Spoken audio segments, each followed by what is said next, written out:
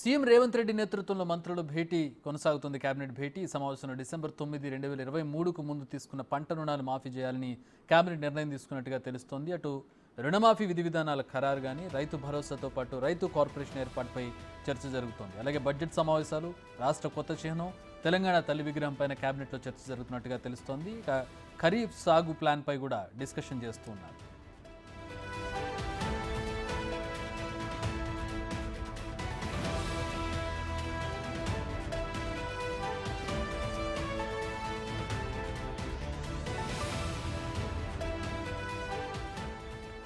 రైతు రుణమాఫీ మాఫీకి సంబంధించి ఒక కట్ ఆఫ్ డేట్ పెట్టారు.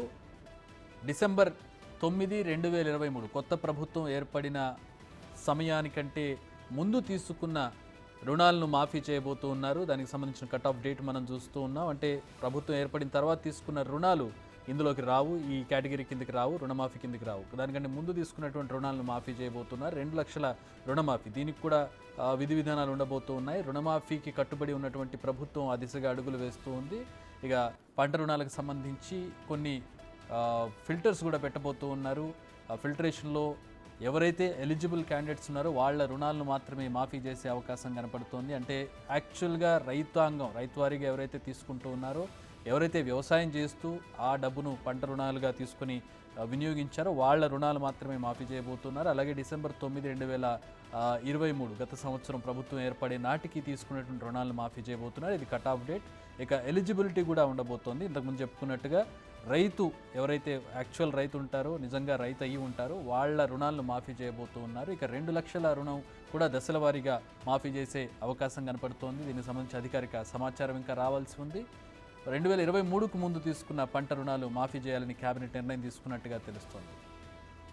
రైట్, మా associate input editor Nagesh join అవుతున్నారు. దీనికి సంబంధించి మరిన్ని వివరాలు అందించడానికి. నగేష్, రుణమాఫీ, రైతు భరోసా, ఈ రెండు చాలా కీలకమైనటువంటి అంశాలు. వీటి కోసం ఇప్పుడు రైతులు చాలా క్యూరియస్గా ఎదురు చూస్తూ ఉన్నారు. ఎలాంటి నిర్ణయం తీసుకుంటారనే దానికి సంబంధించి ఏంటి ఇప్పుడు మనం చెప్పుకుంటూ ఉన్నాం. కొంత అనధికారిక సమాచారం మనకు అందుతూ ఉంది. కట్ ఆఫ్ డేట్ కానీ, ఫిల్టరేషన్ కానీ, దీంట్లో ఏది అధికారికంగా వచ్చే అవకాశం కనపడుతుంది?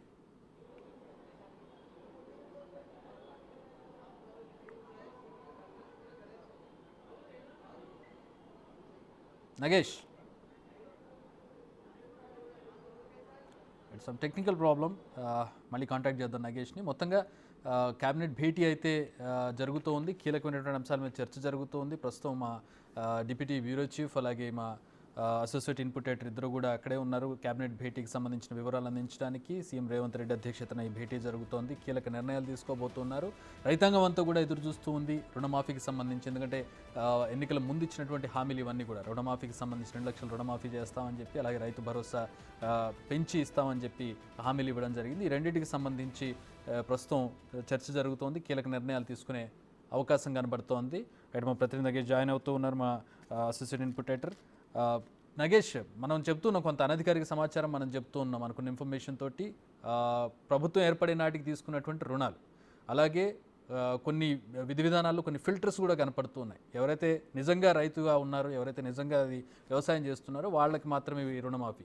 ఇంకా ఏంటి దీంట్లో ఎట్లాంటి ఎలిజిబిలిటీ క్రైటీరియా ఉండే అవకాశం కనపడుతుంది? అలాగే రైతు భరోసాకి సంబంధించి ఎట్లాంటి నిర్ణయాలు ఉన్నాయి? ఖచ్చితంగా, ఎందుకంటే రేవంత్ రెడ్డి ప్రభుత్వం అయితే డిసెంబర్ 9 రోజుల ప్రమాణ స్వీకారం చేశాడో అప్పటి వరకు కట్ ఆఫ్ డేట్గా తీసుకున్నారు. డిసెంబర్ 9, 2023 కంటే ముందు రైతు రుణమాఫీ ఏ రైతులైతే తీసుకున్నారో వాళ్ళందరికీ పూర్తిగా మాఫీ చేయాలని చెప్పి కేబినెట్ సమావేశంలో మంత్రులు అలాగే సీఎం నిర్ణయం తీసుకున్నట్టుగా తెలుస్తుంది. ప్రస్తుతం అయితే కేబినెట్ సమావేశం పూర్తిగా కొనసాగుతుంది. ఇక రైతు భరోసాకు సంబంధించి గతంలో రైతు బంధుని గత ప్రభుత్వం ఇచ్చేది. ఇప్పుడు రైతు భరోసాకు సంబంధించి కూడా విధి విధానాలను చర్చిస్తున్నారు. ఐఏఎస్ల నుంచి పలు కీలక సూచనలు కూడా ముఖ్యమంత్రి, మంత్రులు కూడా తీసుకున్న పరిస్థితి. రైతు భరోసాకు సంబంధించి ఇప్పటికే 30,000 కోట్లు కేటాయించాలనేది ఒక నిర్ణయానికి ప్రభుత్వం వచ్చింది. అలాగే మరో 7,000 కోట్లు కూడా కేటాయించాలన్న ఆలోచనలో ప్రభుత్వం ఉంది. ఎందుకంటే 30,000 కోట్ల రుణమాఫీతో పాటు రైతు భరోసా 7,000 కోట్లు. సో మొత్తానికైతే దాదాపుగా 40,000 కోట్ల వరకు ప్రజలకు చెల్లించాల్సిన అవసరం ఉంది. కాబట్టి వీటికి సంబంధించి రైతు సంక్షేమ నిధి అనేది ఒకటి ఏర్పాటు చేయాలనే ఆలోచనలో ప్రభుత్వం ఉన్నట్టుగా తెలుస్తుంది. కేబినెట్ సబ్ కమిటీ ఇప్పటికే వీటన్నిటిపైన చర్చ జరిపింది కాబట్టి ఒక రైతు సంక్షేమ నిధిని ఏర్పాటు చేసి దానికి కార్పొరేషన్ను అర్హత కల్పించి ఒక చైర్మన్ను నియమించడం, తదుపరి ఈ రుణాలు తీసుకురావడం కోసం ఆర్బీఐకి వెళ్ళడం, తదుపరి చెల్లింపులు చేయడం. ఎట్లా చెల్లింపులు చేయడం అనేది కట్ ఆఫ్ డేట్లు నిర్ణయిస్తూ కొంతమందికి అంటే విడతల వారీగా ఆ రైతు రుణమాఫీ చెల్లించడం జరుగుతుందని చెప్పి ఇప్పటికే ప్రభుత్వం ప్రకటించింది. ఆగస్టు 15 లోపు కూడా ఆ రైతు భరోసా కూడా అందరి రైతుల ఖాతాలో వేస్తామని చెప్పి కూడా ప్రభుత్వం చెప్పిన నేపథ్యంలో ఖచ్చితంగా రైతు సంక్షేమ నిధి ఏర్పాటు చేస్తే కనుక ఆ సంక్షేమ నిధి కార్పొరేషన్ చైర్మన్గా ఉన్న వ్యక్తే ఆ నిర్ణయాలు తీసుకుంటాడు. ఆ రుణాలు తీసుకురావడం కావచ్చు, అలాగే విధి విధానాలను ఏర్పాటు చేయడం కావచ్చు, ప్రజల నుంచి వచ్చే విజ్ఞప్తులను స్వీకరించడం కావచ్చు. ఇప్పటికే చాలా వరకు ఆ రైతు బంధు కింద 100 ఎకరాలు ఉన్నా కూడా వాళ్ళందరికీ రైతు బంధు పడింది. కొన్ని కోట్ల రూపాయలు వాళ్ళకి